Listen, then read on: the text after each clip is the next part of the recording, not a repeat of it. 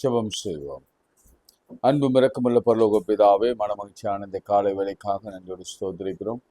நாங்கள் நிற்பதும் நிர்மூலமாகாமல் இருப்பதும் கர்த்தருடைய கிருபையே. நம்முடைய இரக்கங்களுக்கு முடிவில்லை, அவை காலைதோறும் புதிதாக இருப்பதற்காக ஸ்தோத்திரம். ஆண்டவரே, இந்த இரவு முழுவதும் எங்களை கண்ணின் மணியைப் போல காத்தீர். கடந்த பகல் முழுவதும் கண்ணின் மணியைப் போல காத்தீர், உமக்கு ஸ்தோத்திரம். கடந்த வாரம் முழுவதும் எங்களை காத்தீரே, உமக்கு நன்றி செலுத்துகிறோம். இந்த புதிய வாரத்திலே புதிய நாளை காணும்படி கிருபை செய்கிறே, உமக்கு ஸ்தோத்திரம் ஆண்டவரே. எல்லாரும் சேர்ந்து சொல்லுங்க, நான் நிற்பதும் நிர்மூலமாகாமல் இருப்பதும் கர்த்தருடைய கிருபையே. உம்முடைய இரக்கங்களுக்கு முடிவில்லை, அவை காலைதோறும் புதிதாக இருக்கிறதுக்காக ஸ்தோத்திரம். என்னை சிநேகிக்கிறவர்களை நான் சிநேகிப்பேன், அதிகாலையிலே என்னை தேடுகிறவர்கள் என்னை கண்டடைவார்கள் என்ற வார்த்தையின்படியே உண்மை நாங்கள் பார்க்க துடிக்கிறோம். நீரும் எங்களை பார்க்கிறீர். யோபுவின் வீட்டை விசாரிக்க வந்த என் ஆண்டவர், எங்களையும் விசாரிக்க வருகிறேன். ஆதாமே எங்கே இருக்கிறார் என்று பகலின் குளிர்ச்சியான வேளையில ஆதாமும் ஏவாளும் சந்திக்க வந்த என் ஆண்டவர், இப்பொழுதும் பகலின் குளிர்ச்சியான வேளையில இதை சந்திக்க வந்திருக்கிற கிருபைக்காக ஸ்தோத்திரம். உடைய பாதத்தில் வணங்கி, உன்னதமானவர் மறைவில் இருக்கிறவன் சர்வ வல்லவர் நிழலில் தங்குவான் என்ற வார்த்தையை நம்பி உமக்கு நாங்கள் நன்றி செலுத்துகிறோம். இரவில் உண்டாகும் பயங்கரத்துக்கும் பகலில் பறக்கும் அம்புக்கும் இருளின் நடமாடும் கொள்ளை நோய்க்கும் மத்தியானத்தில் பாழக்கும் சங்காரத்துக்கும் நீ பயப்படாதிருப்பாய். இந்த வார்த்தையின்படி நடத்துகிறீர் ஸ்தோத்திரம். அவனை நோக்கி கூப்பிடுவான், நான் மறு உத்தரவு செய்து ஆபத்தில் அவனோடு இருந்து அவனை தப்புவித்து அவனை கனப்படுத்தி நீடித்த நாட்களால் திருப்தியாக்கி ரட்சிப்பை காணும்படி செய்வேன் என்ற வாக்குத்தத்தங்களுக்காக நன்றி செலுத்துகிறோம். நடத்துங்க, வழி நடத்துங்க, உங்களோடு பேசுங்க. இயேசுவின் நாமத்தில் ஜெபிக்கிறோம் பிதாவே, ஆமென். வாழ்ந்தாலும் உம்மோடுதான், மரித்தாலும் உம்மோடுதான் இந்த பாடலை பாடு. நான் வாழ்ந்தாலும் உம்மோடுதான், மரித்தாலும் உம்மோடுதான். வாழ்ந்தாலும் உம்மோடுதான், மரித்தாலும் உம்மோடுதான். உமக்காகத்தானே உயிர் வாழ்கிறேன், உம்மை தானே நேசிக்கிறேன். உமக்காகத்தானே உயிர் வாழ்கிறேன், உம்மை தானே நேசிக்கிறேன். வாழ்ந்தாலும் உம்மோடுதான், மரித்தாலும் உம்மோடுதான். வாழ்ந்தாலும் உம்மோடுதான், மரித்தாலும் உம்மோடுதான். ஆத்தும பாரம் தாருமையா, அபிஷேகத்தால் என்னை நிரப்புமையா. ஆத்தும பாரம் தாருமையா, அபிஷேகத்தால் என்னை நிரப்புமையா. வாழ்ந்தாலும் உம்மோடுதான், மரித்தாலும் உம்மோடுதான். வாழ்ந்தாலும் உம்மோடுதான், மரித்தாலும் உம்மோடுதான். உம்மை போல் என்னை மாற்றுமையா, உமக்காக என்னை தந்தேனையா. உம்மை போல் என்னை மாற்றுமையா, உமக்காகவே என்னை தந்தேனையா. வாழ்ந்தாலும் இயேசுவுக்கா, மரித்தாலும் இயேசுவுக்கா. நான் வாழ்ந்தாலும் இயேசுவுக்கா, மரித்தாலும் இயேசுவுக்கா. கைகளை உயர்த்தி அந்த நெஞ்சில ஒரு பாரம், தலையிலே ஒரு பாரம், மன அழுத்தம், வேதனை மத்தியிலே உடைய பிள்ளைகள் உட்கார்ந்து இருக்கிறார்கள் என்பதை நீர் அறிந்திருக்கிறேன். அவரை குறித்து தான் நீ பேசிக் கொண்டிருக்கிறேன். பாரம் சுமக்கிறவரே எல்லாரும் இடத்தில் வாருங்கள். எது எந்த பாரமாக இருக்கட்டும். ஹெவினஸ் மேபி இந்த ஹார்ட், மேபி இந்த மைண்ட். குடும்ப பாரமாக இருக்கலாம், கடன் பாரமாக இருக்கலாம், வியாதி பாரமாக இருக்கலாம். ஆண்டவருடைய கரத்திலே அதை கொடுப்போம். கரத்திலே கொடுப்போம். இயேசுவின் கரத்திலே கொடுத்தா நாம் இனி சுமக்க வேண்டிய அவசியம் இல்லை. அவர் எனக்காக சுமப்பார், என் சுமையை இலகுவாக மாற்றுவார், என் நுகங்களை அவர் முறிப்பார், என் கழுத்தில் கட்டப்பட்டிருக்கிற சங்கிலிகளை அவர் அறுப்பார். அவர் இரும்பு தார்பால்களை முறித்து அந்தகாரத்தில் இருக்கிற புதையல்களை எனக்கு கொடுப்பார். பலவீனத்தோடு இருக்கிற ஒவ்வொரு பிள்ளைகளை கர்த்தர் கண்ணோக்கி பார்க்கிறார். உங்கள் இருதயத்தை புதிதாக எல்லாம் சொல்லுங்க, ஆண்டவரே இருதயத்தை புதிதாக மாற்றுங்க, என்னுடைய சிந்தையை புதிதாக மாற்றுங்க, என் சிறுநீரகத்தை புதிதாக மாற்றுங்க, என் ஜீரண உறுப்புகளை புதிதாக மாற்றுங்க, என் மூளை மண்டலங்களிலே காணப்படுகிற அழுத்தங்களை அப்புறப்படுத்தி என் கண்களிலே காணப்படுகிற ப்ரெஷர்களை எடுத்து போட்டு செவிகளிலே கேட்கிற அந்த சத்தங்கள், செத்துப்போ என்று சொல்லுகிற அந்த வார்த்தைகள், நான் ஒண்ணுமில்லை என்று சொல்லுகிற அந்த வார்த்தைகள், இவையெல்லாம் அப்புறப்படுத்தி என அக்னினாலே புடமிடுங்க. பரிசுத்த ஆவியின் அக்னினாலே எங்களை புடமிடுங்க. ஒவ்வொரு இன்ச் பாய் இன்ச் அவயவங்களில, ஒவ்வொரு செல்களில ஆண்டவரே நீர் உங்களுடைய கண்களில எங்க கருவை பார்க்கும்னா, எங்கள் திசுக்களை பார்க்கும்னா, எங்களுடைய செல்களை பார்க்கும்னா, அவை எல்லாவற்றையும் சரி பண்ணுகிற ஆற்றலும் வல்லமையும் கிருபையும் நிறைந்த ஆண்டவரை இப்பொழுதே சரி பண்ணுங்க. ஐயோ இது மரபணு பிரச்சனை என்று சொன்னாலும் அந்த மரபணுவை மாற்றுகிற கிருபை என் ஆண்டவரத்தில் இருக்கிறபடினால நமக்கு ஸ்தோத்திரம் செலுத்துகிறோம். இயேசுவின் நாமத்திலே எதை கேட்டாலும் அதை தருவேன் என்று சொன்னவர். நாங்கள் எங்கள் இயேசுவின் நாமத்திலே கேட்கிறோம், தைரியமாக கேட்கிறோம். கொடுக்க போகிற சுகத்திற்காக ஸ்தோத்திரம். திருமணம் எத்தனை பேர் கவலையோடு ஜெபித்து என்ன பிரயோஜனம்? கர்த்தர் நிச்சயமாக ஒரு நல்ல செய்தியை, நல்ல மகனை, நல்ல மகளை கொடுப்பார். குழந்தை பாக்கியம், கர்ப்பங்கள் ஆசீர்வதிக்கப்படுகிறதை நான் பார்க்கிறேன். உன் மடியிலே நீ குழந்தையை வைத்து தாளாட்டுகிறதை நான் பார்க்கிறேன். அன்பு தாயே, மருமகளுக்காகவும் மகளுக்காகவோ மகனுக்காகவோ கண்ணீரோடு செபித்து கொண்டிருக்கிறார். என் பிள்ளைக்கு ஒரு குழந்தை வேணும், ஒரு வாரிசு வேணும். கர்த்தர் அந்த வாரிசை கர்த்தர் கொடுக்கிறார். கடன்களுக்காக நீ ஜெபிக்கிறாய் மகனே. மகனே, வானத்திலிருந்து வாசல் திறக்கப்படுகிறதை நான் பார்க்கிறேன். நீ நினைத்திராத இடங்களிலே கர்த்தர் உனக்கு ஒரு கிருபையை, ஒரு உதவியை, தாசையை, பண தேவையை சந்திக்கும்படியான ஒரு அற்புதத்தை செய்கிறார். மறந்துடாது, என் தேவனால் எல்லாம் கூடும். இது எப்படி ஆகும் என்று சிந்திக்காதே. என் தேவனால் கூடாத காரியம் உலகத்தில் ஒன்றுமில்லை. இயேசுவின் நாமத்திலே நான் கேட்டதும் கேட்க மறந்த அனைத்தையும் கூட்டித்தார். விசேஷமாக ஆண்டவரே, நேற்றைய தினத்திலே கர்த்தருக்குள் நித்திரடைந்த அன்பு ஸ்டான்லி ஐயாக்காக, அவருடைய குடும்பத்திற்காக நான் ஜெபிக்கிறேன். இந்த குடும்பத்திலே ஆறுதலையும் சமாதானத்தை தாங்க.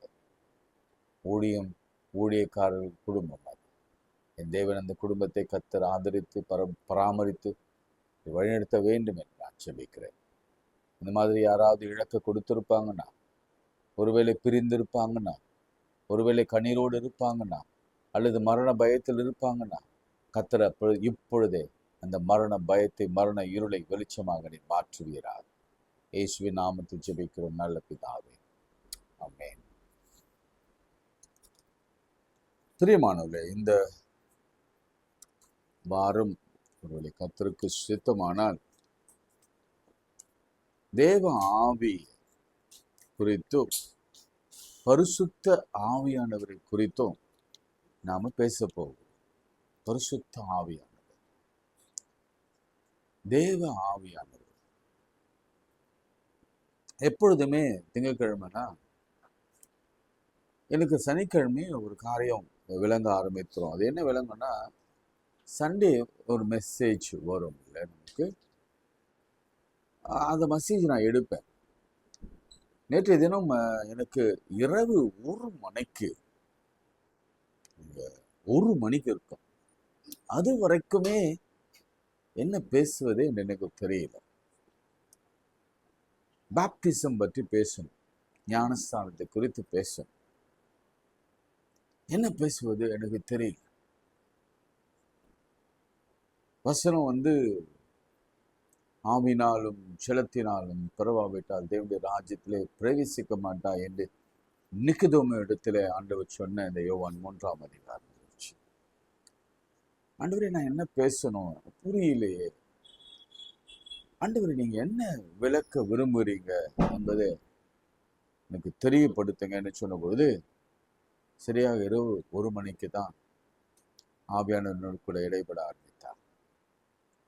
அப்போ சொன்னார், மகனே கொஞ்சம் சிந்திச்சுப்பா. நான் ஏன்னா ஈவினிங் முழுவதும் அல்லது நேற்று ஈவினிங் சாட்டர்டே ஈவினிங் முழுவதும், அதாவது சாட்டர்டே ஈவினிங் முழுவதும் பாப்டிசம் என்பது என்னன்னா, இந்த ரெட் சி வழியாக அவர்கள் கடந்து வருகிற பொழுது தண்ணீர் என்னும் மரணத்தை ஜெயித்து ட்ரை லேண்ட் என்கின்ற அந்த உயிர்த்தெழுதலின் அனுபவத்தை பெற்று இந்த பார்வோனிடத்திலிருந்து ஒரு விடுதலை பெற்றுக்கொண்டாங்க. அதை பற்றி சிந்திக்கலாமா? தண்ணீரை பற்றி எடுக்கலாமா? நோவா காலத்தில் ஆண்டவர் ஒரு பாப்டிசம் பண்ணார். அது என்ன பாப்டிசம்னா, முழு உலகத்தையுமே தண்ணீரால் முழுக்கி எடுத்தார். பாவம் கழுவி, அதாவது உங்களுக்கு தெரியும்ல அந்த நிகழ்ச்சி, எல்லாரும் ஃப்ளட்ல இருந்து போனாங்க. அப்புறம் ஒரு அடையாளத்தை கொடுத்தார். நோவாவும் அவனுடைய குடும்பம் மாத்திரம் காக்கப்பட்டது. வானவிலை கொடுத்தார். இனி நான் அழிக்க மாட்டேன்னு சொன்னார். அது ஒரு ஹோல் யூனிவர்ஸ், இன்ஃபேக்ட் ஏர்த்தே பாப்டிசம் கொடுத்த மாதிரி. அதை பற்றி சிந்திக்கலாமா அப்படின்னு யோசிச்சேன். அப்புறம் ஆதியாகமம் 1ஆம் அதிகாரத்துல எனக்கு அந்த வசனம், என்ன வசனம்? தேவ ஆவியானவர் ஜலத்தின் மேலே அசைவாடி கொண்டிருந்தார். ஜலம், என்னுடைய எண்ணம் எல்லாம் ஆவியானவரும் ஜலம் தான். அப்புறம் இயேசு கிறிஸ்து யோர்தானிலே அவர் மூழ்கி எழுத பொழுது அப்படின்னு அந்த ஜலம் எனக்கு நினைவு வந்தது. சரி, ஜலத்தை பற்றி நம்ம எடுக்கணும். ஏன்னா வசனம் சொல்லுகிறது, ஒருவன் ஜலத்தினாலும் ஆவியினாலும் பிறவாவிட்டால் தேவனுடைய ராஜ்யத்தில் பிரவேசிக்க மாட்டான். இதை நான் இன்னும் விளக்கமா உங்களுக்கு சொல்றேன். இப்ப நான் உங்களோட கேட்கிற கேள்வி என்னன்னா, எத்தனை பேர் ஜலத்தினாலே ஞானஸ்தானம் பெற்றிருக்கிறீர்கள்? ஜலம் என்பது ஒரு வடச்சொல், எனவே அதை விட்டலாம். தண்ணீராலே எத்தனை பேர் ஞானஸ்தானம் பெற்றிருக்கிறீர்கள்? அல்லது ஞானஸ்தானம் எல்லாரும் பெற்றிருக்கிறீங்களா என்ற கேள்வி நான் வைக்க விரும்புகிறேன். நான் இன்றைக்கு பேசி விட்டு வரும் பொழுது ஒரு தம்பி சொன்னா, ஐயா எனக்கு 20 வயசாச்சு, இன்னும் நான் ஞானஸ்தானம் பெறவில்லை. சொன்ன, தம்பி சீக்கிரம் பெற்றுக்கோ, ஞானஸ்தானம் மிகவும் அவசியம். அது ஒரு அடையாளம், அது நீ நிச்சயம் பெற்றுக்கொள்ள வேண்டும் என்று நான் தம்பியிட சொன்னேன். நான் இப்போ உங்களிடத்துல வைக்கிற கேள்வி இதுதான், எல்லாரும் ஞானஸ்தானம் பெற்றீங்களா? சிலர் யோசிப்பீங்க, நான் கொஞ்சம் சந்தேகமா இருக்கு, நான் தெளிப்பு ஞானஸ்தானம் பெற்றேன், நான் முழுக்க ஞானஸ்தானம் பெற வேண்டுமோ என்று கேள்வி கேட்கிறேன். இந்த கேள்விக்கெல்லாம் நான் பதில் நிச்சயமாக இந்த வார இறுதிக்குள்ளே நான் சொல்லிவிடுவேன். அட்லீஸ்ட் தெளிப்பு ஞானஸ்தானமாவது பெற்றீங்களா என்பதுதான் முதல்ல கேள்வி. ஞானஸ்தானம் பெற வேண்டும், அப்பொழுதுதான் சபையில நீங்க முழு உறுப்பினராக அங்கீகரிக்கப்படுவீங்க.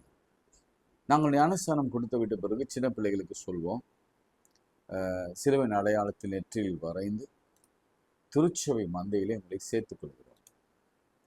கிறிஸ்துவை அறிக்கிட ஒருபோதும் வெட்கப்படாத உண்மையான தொண்டராக அவன் இருப்பானாக என்று சொல்லி நாங்கள் ஆசீர்வதித்து செபிப்போம். அப்படின்னா என்ன அர்த்தம்னா, ஞானஸ்தானம் என்னும் சாக்கிரமந்த வழியாக நம் பரலோகத்தில் ரெஜிஸ்டர் பண்ணப்படுகிறோம். நம்முடைய பெயர்கள் எழுதப்படுகிறது. மோசே சொன்னான்ல, இந்த பேரை பற்றி, புக்கை பற்றி உங்களுக்கு தெரியும், ஒரு ரெஜிஸ்டர் இருக்கிறது பரலோகத்தில், ஞாபக புஸ்தகம். 2 புத்தகம் இருக்குது உங்களுக்கு. அந்த 2வது புத்தகம் என்னன்னு எனக்கு எழுதி அனுப்புங்க, ஞாபக புஸ்தகம். அந்த புஸ்தகத்தில் உங்கள் பெயர்கள், உங்கள் பிள்ளைகள் பெயர்கள், பேரண்ட்ஸ், அப்புறம் ஞான பெற்றோர்கள் என்று சொல்லப்படுகிற தாத்தா பாட்டியுடைய பெயர்கள் எல்லாம் கூட எழுதப்படும். இப்போ கேள்வி என்னன்னா, நீங்கள் முதலாவது ஞானஸ்தானம் பெற்றீங்களா? First water baptism. அடுத்து கேள்வி என்னன்னா, வாட்டர் பேப்டிசம் பெற்றவங்க நாம ஆவியிலே ஒரு ஞானஸ்தானம் இருக்கிறது அல்லவா? அது அபிஷேகத்தை பெற்றிருக்கிறோமா? அதான் ஆண்டவர் சொன்னார், ஜலத்தினாலும் பிளஸ் அல்லது ஆவினாலும். அப்போ முதல் படி ஜலத்தினாலே நாம் ஞானஸ்தானம் பெற வேண்டும். அடுத்த படி அப்படியே எலிவேட் ஆகி ஆவினாலே நாம் ஞானஸ்தானம் பெற வேண்டும். இதுதான் மறுபடியும் பிறக்கிற அனுபவம். ஆவினாலே பிறவிட்டால் தேவனுடைய ராஜ்யத்திலே பிரவேசிக்க மாட்டான் என்று உங்களுக்கு மெய்யாகவே சொல்லுகிறேன் என்று ஆண்டவர் சொல்லியிருக்கிறார். நான் இப்ப ரெண்டாவது உங்களுக்கு ஒரு கேள்வி வைக்கிறேன்.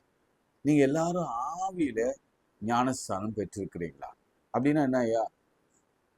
இப்போ அப்போஸ்தலர் 2ஆம் அதிகாரத்துல அது குறித்ததான ஒரு விளக்கமான ஒரு காரியம் இருக்கிறது. அவர்கள் எல்லாரும் மேலறையில ஒன்றாக பேதுரு தலைமையில 12 சீடர்கள், அப்போஸ்தலர்கள், அப்புறம் மேரி அம்மா, அவங்களுடைய தம்பிங்க எல்லாம், தங்கச்சிங்க எல்லாம் சேர்ந்து எல்லாரும் சேர்ந்து இருக்கும் பொழுது, ஒருமனப்பட்டவராய் சேர்ந்து இருக்கும் பொழுது, வானத்திலிருந்து சடுதியாய் ஒரு காற்று வந்தது. ஒரு இடி முழக்கம் போல வந்து அந்த அறையை, மேல் வீட்டு அறையை நிரப்பிற்று. அப்பொழுது எல்லாரும் பரிசுத்த ஆவியை பெற்றுக்கொண்டார்கள். பரிசுத்த ஆவியின் வெளிப்பாடு என்னன்னா, அந்நிய பாஷை பேசினாங்க.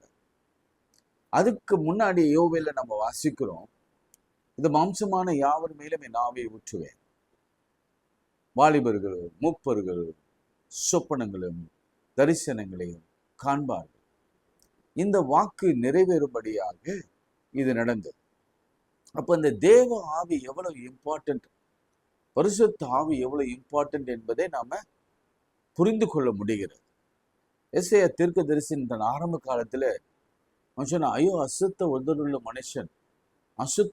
மனுஷன் மத்தியில நான் வாழ்ந்து கொண்டிருக்கிறேன் சொன்ன பொழுது, ஒரு அக்கினி துரட்டாலே அவனை நாவை கர்த்தர் தொட்டார். அப்பொழுது நான் அதமானேன், ஓ நீ பரிசுத்தர் என்று சொல்லி அவன் கர்த்தரை மகிமைப்படுத்தினான். அப்பொழுது அவனுக்குள்ளே ஒரு ஆவியானவர் இறங்கி வந்தார், அவன் வேறே மனுஷனானான். இதுதான் வேதாகம் நமக்கு கற்றுக் கொடுக்கிற பாடம்.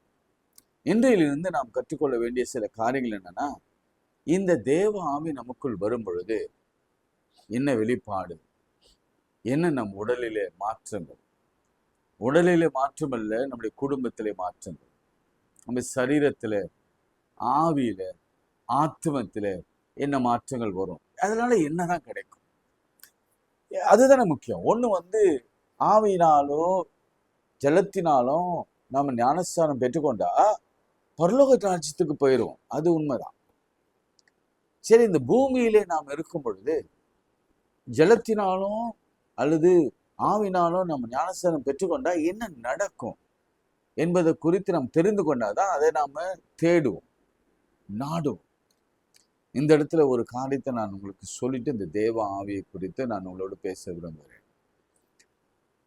ஒருவேளை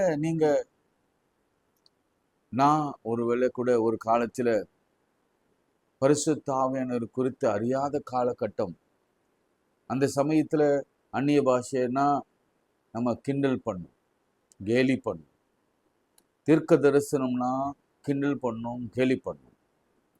நான் பண்ணேன், பேர் சொல்லி அழைக்கிறாங்க அப்படின்னா ஏதோ செட்டப் போல் இருக்குது அப்படின்னு சொல்லி இந்த குரூசைட்லாம் ஒரு காலத்துல சின்ன வயசுல போய் விழுந்து கண்டு என் பேரை கூட மாட்டாரா, நான் அந்த இடத்துல உட்கார்ந்து இருக்கிறேன், என் பேரை சொல்ல மாட்டாரான்னு ஏங்க நாட்கள் உண்டு.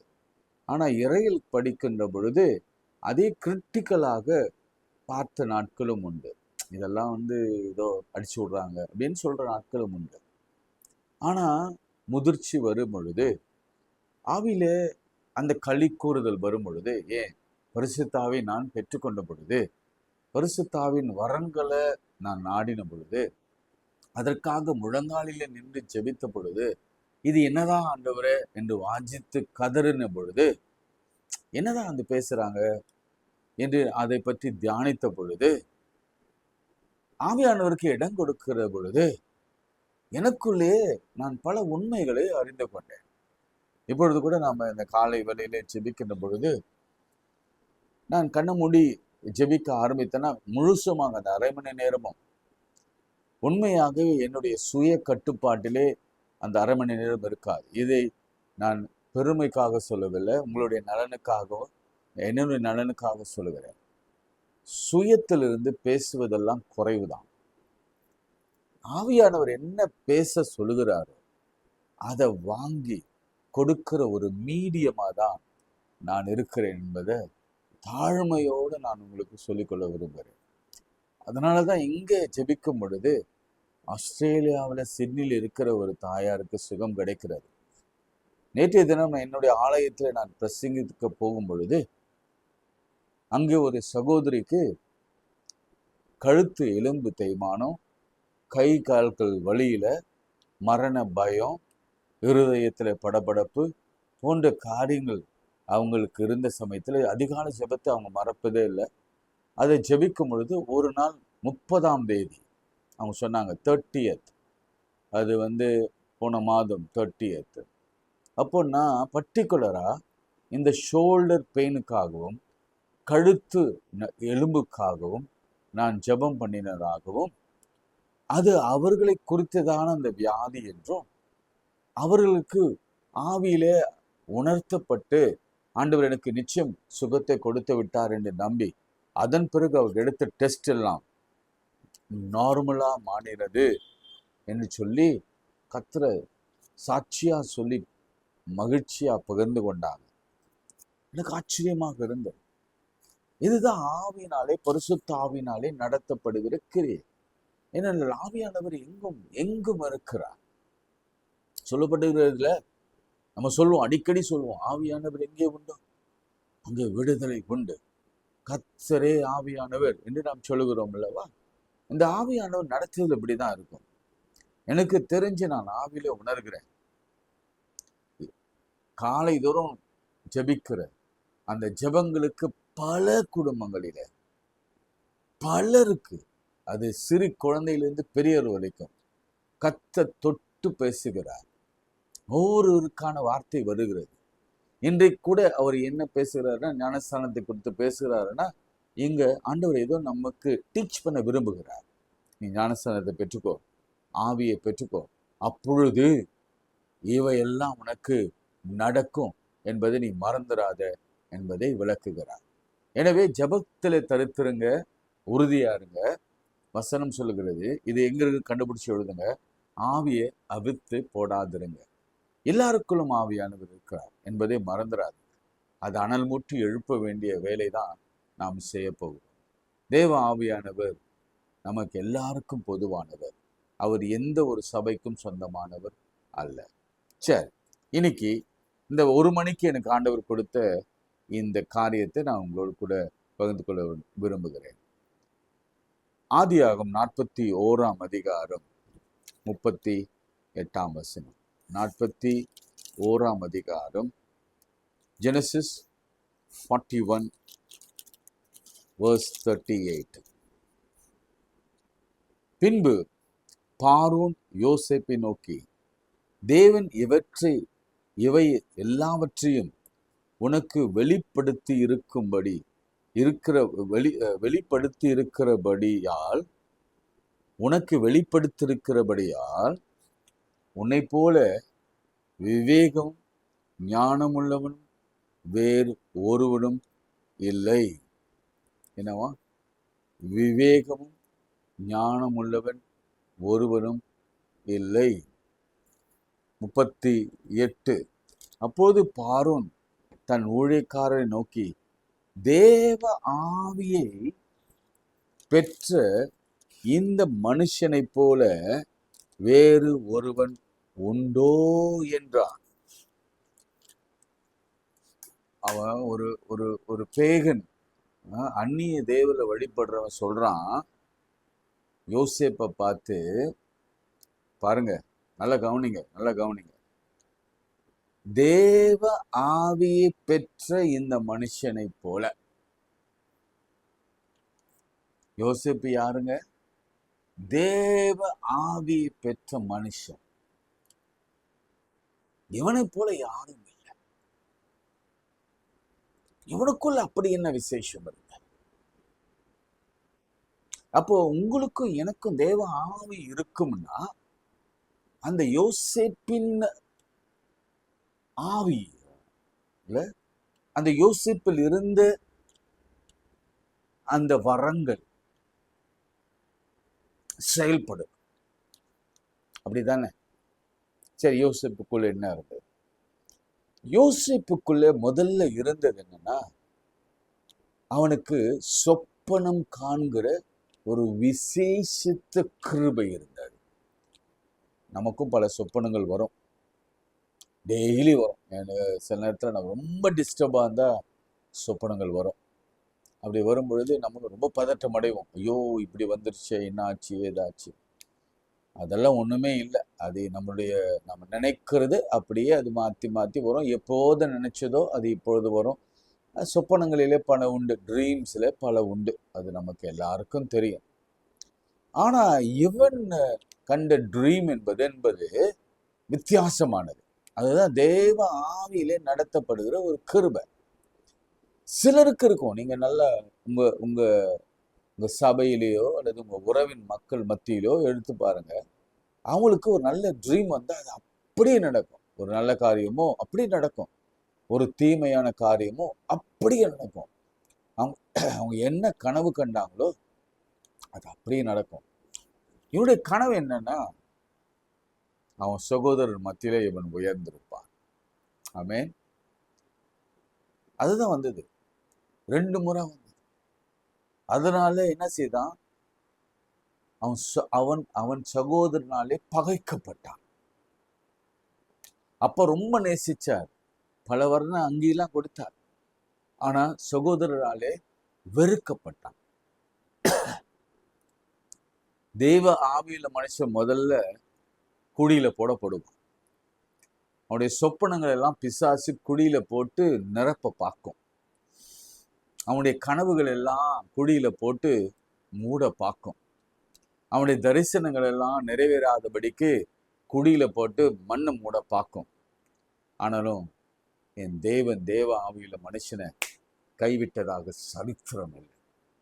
ஒருவேளை நீங்களும் உங்க பிள்ளைகளோ குழியில பொறுப்பீங்கன்னா, உங்களுக்குள்ள தேவ ஆவியானவர் இருப்பாருன்னா, நிச்சயம் குழியிலிருந்து உங்களை ஒரு நாள்ல தூக்கி விடுவார். உங்களுக்கு தெரியும், அவனை துழிலிருந்து தூக்கி எடுத்து அவனை விற்று போட்டாங்க. சாவுக்கு ஒப்பு கொடுக்கல. ஆனா பிளான் என்ன தெரியுமா? அவனை அடிச்சு போட்டு ரத்தத்தை ஆடையில தோய்த்து வீட்டுல போய் சொல்லணும், ஏதோ சிங்கமும் கரடியை பீரிட்டு போட்டது, விலங்கு பீரிட்டு போட்டது என்று சொல்லும் என்ற பிளான். ஆக்சுவலா அதுதான் அவங்களுடைய பிளாட். ஆனா கர்த்தர் பாருங்க, இடம் கொடுக்க மாட்டார். தேவ ஆவி உங்களுக்குள் இருக்கும் பொழுது உங்களை குறித்ததான தரிசனம் நிறைவேறும் வரைக்கும் உங்களுக்கு எந்த சோதனை வந்தாலும், எத்தனை ஆழமான குழியில போட்டு, கிணற்றில போட்டு, குகையில போட்டு, அக்னியில போட்டு நீங்க உள்ள வைத்திருந்தாலும் கர்த்தர் விலை கொண்டு வந்து விடுவார். எனக்கு தீர்க்க தரிசனமா சொல்றேன், நீங்க விலை வருவீங்க. வெளியே வந்தாரு. வந்தோடனே அரண்மனைக்கு போறாரு. அரண்மனைக்கு முன்னாடி போத்திபார் வீட்டுல வேலை செய்கிறார். வரும்பொழுது தேவ ஆவி பெற்ற மனுஷ வாலிப அழகான பையன். அப்போது பிசாசு ஒரு பெண் வடிவில வந்து அவன் ஆடை பற்றி இழுக்கிறது. அப்பொழுது தேவ ஆவியில மனுஷன், இதுதான் சொல்ல வருனா, ஒருத்தனுக்கு தேவ ஆவி இருக்கும்னா வா அப்படின்னு கூப்பிட்டாலும் அவன் ஆடையை விட்டு வெளியே விட்டு ஆடையும் பொருட்படுத்தாம வெளியே ஓடி ஓடி வந்து விட்டான். தேவ ஆவி உங்களுக்குள்ளும் எனக்குள்ளும் பிள்ளைகளுக்குள்ளும் பெண் பிள்ளைகளுக்குள்ளும் வாசமா இருக்கும் பொழுது இந்த அசுத்தங்களுக்கும் அசுத்த ஆவிகளுக்கும் அசுத்த சிந்தனைகளுக்கும் விபச்சார எண்ணங்களுக்கும் வெசிதனங்களுக்கும் கர்த்தர் விலக்கி காப்பார். அமைன்னு சொல்லுங்க. நிறைய முறை நீங்களே இப்போ ஒத்துப்பீங்க, ஆமாம்மா சரிதான், கரெக்ட் தான், கொஞ்சம் மயிரிழையில நான் தப்பிச்சேன், அந்த பாவத்துக்கு நான் உடன்பட இருந்தேன். அது விபச்சாரம் மாத்திரமல்ல, அது எந்த விதமான பாவமாக இருக்கலாம், அதை கொலை பாதகமாக கூட இருக்கலாம். சிலரோடு சிலர் பேசுகிறார், நேரடியாக பேசுகிறார். சிலருக்கு வேறு விதமான விபத்துகளாக இருக்கலாம், வாதைகளாக இருக்கலாம், அல்லது வேற வித கண்ணிகளாக இருக்கலாம். இமைப்பொழுது ஆண்டவர் வெளியே ஓடி விடும்படியான கிருபையை, தைரியத்தை அவர் கொடுப்பார். தேவ ஆவி இருந்தா அவனால பாவத்துக்கு உட்பட முடியாது. அதை நாடுங்கன்னு சொல்றேன். தேவ ஆவியை நாடுங்க. பிள்ளைகளுக்கு தலைமையில கை வச்சு சொல்லுங்க, தேவடைய ஆவியானவர் உண்மையில இருக்கிறார். ஆண்டவர் சொன்ன முதல் வார்த்தை எதுதானே? லூக்கா 4 கர்த்தருடைய ஆவியானவரின் மேல் இருக்கிறார். அந்த ஆவியானவர் நம்ம இருக்கும் பொழுது இந்த விபத்துகளுக்கும் ஆபத்துக்களுக்கும் இந்த பாவத்துக்கும் இந்த சாபத்துக்கும் தப்பித்துக் கொள்ள வழி செய்வார். அடுத்து சிறைச்சாலையில போடுறாங்க. தேவ ஆவி உனக்குள்ள இருந்ததுதான். ஒருவேளை எந்த வித சிறைச்சாலை எதுவாக இருக்கலாம். இப்போ லிட்ரலி சிறைச்சாலையா இருக்கலாம், மேபி நம்ம சொந்தவங்க யாராவது இருக்கலாம், வெளியே வந்துடுவாங்க. அல்லது உங்க வேலை சிறைச்சாலையா இருக்கலாம், உங்க ஊழியம் சிறைச்சாலையா இருக்கலாம், கணவனிடத்தில் நீங்க சிறையின் அனுபவம் அனுபவிக்கலாம், மனைவி அல்லது பெற்றோர்கள் ஏதோ ஒரு சிறை, கடன் ஒரு சிறை, எதுவாக இருக்கட்டும். என் ஆண்டவருடைய ஆவியானவர் இருப்பாருன்னா அந்த சிறைச்சாலை தலைவனின் கண்களிலும் அல்லது அதிகாரியின் கண்களிலும் அவர் தயவு உண்டு பண்ணுவார். மாத்திரமல்ல, ஒரு நாள் வரும் சிறைச்சாலை நமக்காக திறக்கப்படும். அமேன் சொல்லுங்க. இதெல்லாம் ரொம்ப சீக்கிரம் நடக்கும். உபத்திரம் வரும், திடன் கொள்ளுங்க. நான் உலகத்தை ஜெயித்தேன். எல்லாருக்கும் உபத்திரம் இருக்கும், அவங்க கெப்பாசிட்டிக்கு இருக்கும். யாரும் இந்த தப்பித்து கொள்ளலாம் முடியாது. எல்லாருக்கும் சோதனை அவருடைய கெப்பாசிட்டிக்கு இருக்கும். ஆனா தேவ ஆவி இருக்கும் பொழுது ஜெயம்தான், வெற்றி தான். ஒரு நாள் வந்தது, சிறைச்சாலை திறந்தது. அவன் நேரா பார்வோனின் அரண்மனைக்கு கொண்டு போகப்பட்டான். அப்போதான் பார்வோன் சொல்றாரு, அந்த கதையெல்லாம் அந்த கனவுலாம் விளக்கிட்ட பிறகு சொல்றாரு, தேவ ஆவியை பெற்ற இந்த மனுஷனை போல ஒருவனும் இல்லை. அதன் பிறகு அவனை உயர்த்தினதெல்லாம் நான் எத்தனையோ முறை உங்களுக்கு சொல்லியிருக்கிறேன். என்ன மாதிரி ஒரு லிஃப்ட், தேவ ஆவி உள்ள மனுஷனை ஆண்டவர் லிஃப்ட் பண்றது, அதை சொல்லிடணும் ஆண்டவர் சொன்னார். மூடிட்டேன், இருந்தாலும் அதை திறந்து நான் சொல்றேன். என்னென்ன பண்ணாரு தெரியுமா? ஐயோ ஐயோ, அவனை அவனுக்கு ஆடைகளை உடுத்தி இருக்கு பாருங்களேன். 42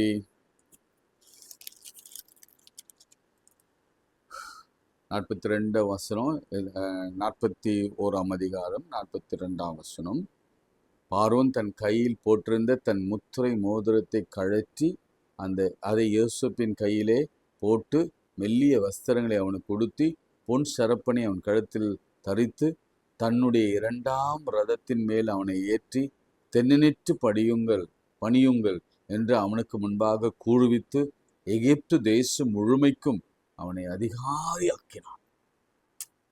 இன்னும் பார்வோன் யோசேப்பை நோக்கி, நான் பார்வோன், ஆனாலும் எகிப்து தேசத்துள்ளவர்கள் ஒருவனும் உன் உத்தரவு இல்லாமல் தன் கையாவது தன் காலாவது அசைக்க கூடாது.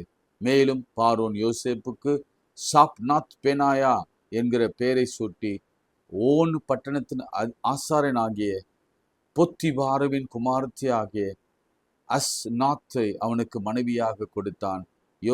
யோசேப்பு எகிப்தை சுற்றி பார்க்கும்படி புறப்பட்டு போனான். யோசேப்பு எகிப்தின் ராஜாவாகிய பார்வோன் முன்பாக நிற்கும் பொழுது 30 வயதுள்ளவனாயிருந்தான். யோசேப்பு பார்வோனுக்கு சன்னதியில் புறப்பட்டு தேசம் எங்கும் போய் சுற்றி பார்த்தான். ஒருத்தனுக்குள்ள தேவ ஆவி இருந்தா தேவன் அவனை ராஜ்யங்களுக்கு அதிகாரியாக மாற்றுவார். ஆமென்.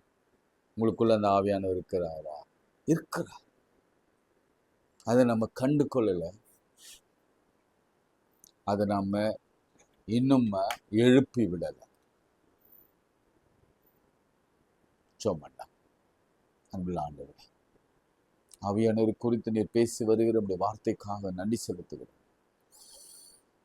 தேவ ஆவி கொண்ட யோசேப்பு எப்படி கர்த்தர் மாற்றினீரோ அப்படி உங்களுடைய பிள்ளைகளை மாற்றுங்க. திருமண வாழ்க்கை கொடுத்தீங்க, அதிகாரி ஆக்கினீங்க, ராஜ்யத்தை சுற்றி பார்க்கிற கிருபையை கொடுத்தீங்க, தென்னிட்டு பணியுங்கள் என்று சொல்கிற கூறுவிக்கிற அந்த பெரிய பாக்கியத்தை கொடுத்தீங்க. 2ஆம் ரதத்தில் ஏறும்படியான கிருபை தத்துங்க. அவன் கேளாத ஐஸ்வர்யத்தை அவனுக்கு கொடுத்தீங்க, பிள்ளைகளை கொடுத்தீங்க. இதை விட வேறு என்ன? தேவ ஆவி உள்ள மனுஷனை கர்த்தர் விதமாய் ஆசீர்வதிக்கிறார். ஒருவேளை அவன் குழியில் இருந்தால் இறங்கினார், ஒருவேளை அவன் பாவத்திலே மாட்டிக்கொள்ள சில காரியங்கள் நேர்ந்தாலும் அல்லது சிறைச்சாலை அனுபவங்கள் ஏற்பட்டாலும் தேவ ஆவியுள்ள மனுஷனை கர்த்தர் உயர்ந்த அடக்கலத்தில் வைத்து பாதுகாக்கிறீர். நமக்கு ஸ்தோத்திரம். எத்தனை பேர் அந்த தேவ ஆவிங்களுக்கு வேணும்னு விரும்புறீங்க? உங்க கரத்தை உயர்த்தி காண்பீங்க. ஆண்டவர், இந்த தேவ ஆவிதான் என் பிள்ளைக்கு வேணும்னு நான் நினைக்கிறேன், எனக்குமே வேணும்னு நினைக்கிறேன். கர்த்தர் நிச்சயம் கொடுப்பார். பெற்றுக்கொள்ளுங்க, பெற்றுக்கொள்ளுங்க. Receive it. இயேசுவின் நாமத்தில் கேளுங்க. ஆண்டவரே, எனக்கு ஆவி வேணும், அந்த பரிசுத்த ஆவி வேணும், அந்த தேவனுடைய ஆவி வேணும், அந்த கிருபையின் ஆவி வேணும், அந்த இரக்கத்தின் ஆவி வேணும், அந்த ஐஸ்வர்யத்தின் ஆவி வேணும், ஐஸ்வர்ய சம்மனரின் ஆவி வேணும். ஆண்டவர் நிச்சயம் கொடுப்பார். இயேசுவின் நாமத்தில் ஜெபிக்கிறோம் நல்ல பிதாவே, ஆமென்.